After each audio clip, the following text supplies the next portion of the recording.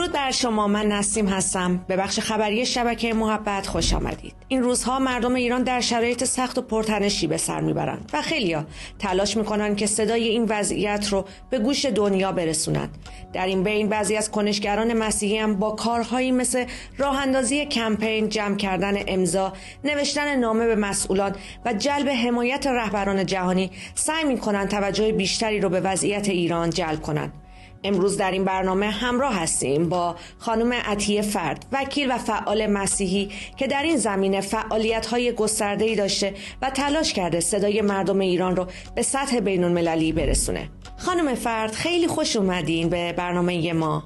اول از همه میخواستم بدونم این روزها تمرکز اصلی فعالیت شما روی چه موضوعیه؟ درود بر شما خواهر نسیم عزیز و همچنین بینندگان محترمتون. خب کنشگران مسیحی برای ایران آزاد کارهای بسیار زیادی کرده و تمرکزش در واقع آگاهی رسانی راجع به وضعیت مردم، خواسته های اونها، یعنی مردم داخل ایران و همچنین جلب حمایت برای شرایطشون هستش. پس اگه مردم صدا میزنن که جمهوری اسلامی دیگه حکومت روشون نکنه، ما این درخواست رو به گوش سیاستمداران دنیا میرسونیم. اگر بچه‌های ایران جمهوری اسلامی بهشون اسلحه میده، ما از یونیسف و سازمان‌های دیگه درخواست کردیم که جلوی این اقدام رو بگیرن و امنیت رو برای بچه‌های ما برقرار بکنن. همچنین آگاهی رسانی کردیم راجع به کارهای جمهوری اسلامی خارج از ایران و مثلا نامه‌ای دادیم به وزیر کشور انگلستان، درخواست کردیم که در واقع امنیت ملی رو در این کشور بهتر بکنه و شرایط در واقع فعالای سیاسی که اینجا هستن. کارهای زیاد دیگری هم انجام شده. اصلا این کمپین ها و نامه‌نگاری هایی که انجام میدین چطور شکل میگیرن و هدفتون دقیقاً چه چیزی است؟ اکثر کسایی که توی تیم ما هستن خودشون فعالای سیاسی هستن و عضو احزاب مختلف هستن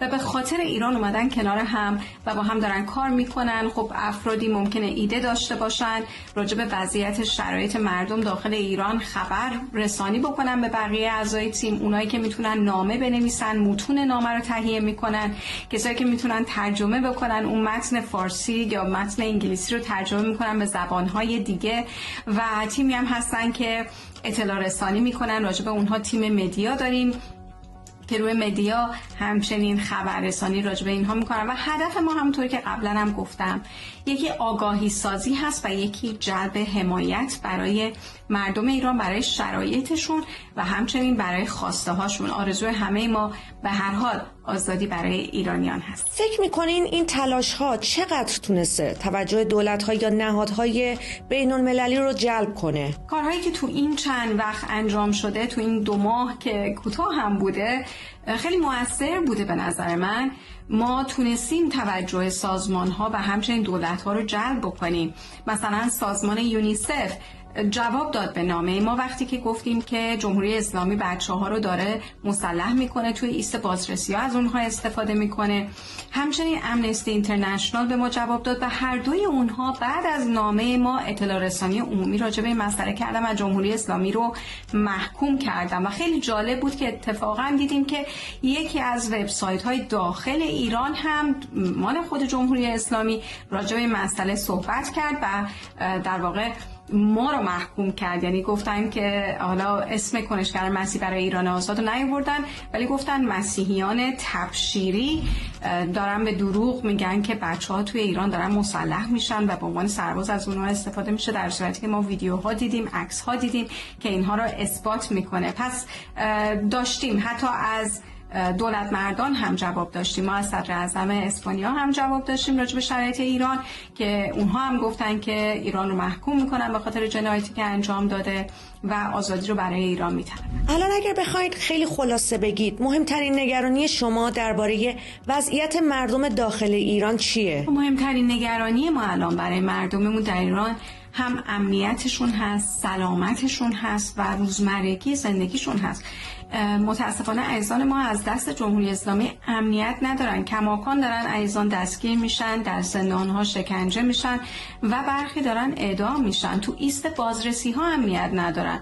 ما شنیدیم که زنها و مردها بهشون تعرض جنسی متاسفانه شده تو این بازرسی ها و تفتیش ها و علاوه سلامتی نگران مردممون هستیم. دیدیم که چطور داروها در واقع در دسترس نیست، کمبود دارو توی ایران شنیدیم هستش، حتی لحاظ هزینه ها دیدیم که هزینه های زندگی بالا رفته، هزینه دارو بالا رفته.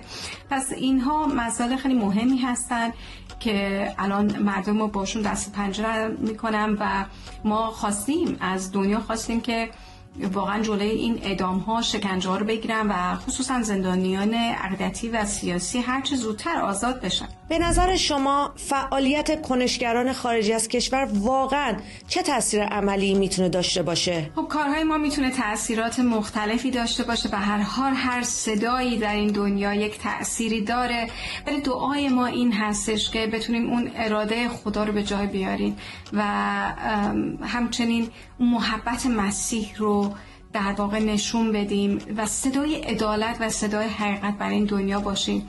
در این روزها پیام‌های تشویق‌آمیز میاد، حتی از داخل ایران، از خارج از ایران به سمت ما که عزیزان دارن تشویق میشن و امیدواریم که بتونیم کارهایی که براشون انجام میدیم حداقلش باعث قوت قلب این عزیزان بشه و بتونیم صدای اونها باشیم در دنیا. در کنار اینها نقش حمایت معنوی یا حتی دعا رو چطور میبینید؟ دعا خیلی مهم هستش.